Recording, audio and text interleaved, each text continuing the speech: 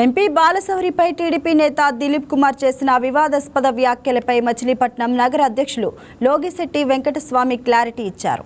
మచిలీపట్నం కొబ్బరి తోటలో ఇల్లు కూల్చివేతకు ఎంపీ బాలశౌరిపై టీడీపీ నేత దిలీప్ కుమార్ వ్యాఖ్యలకు పార్టీలకు ఎలాంటి సంబంధం లేదన్నారు.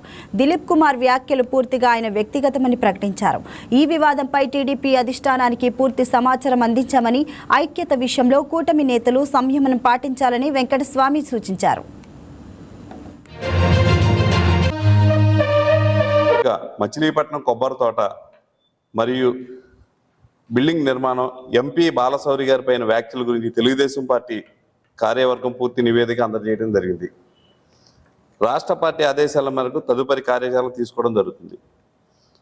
ప్రస్తుతం దిలీప్ గారు నిర్వహిస్తున్న మీడియా సమావేశాల ఆరోపణలు పూర్తిగా వ్యక్తిగతం. దీంతో పార్టీకి ఎటువంటి సంబంధం లేదు. ఇప్పటికే పార్టీ నుంచి దిలీప్ గారికి ఎటువంటి వ్యాఖ్యలు చేయరాదని చెప్పడం జరిగింది.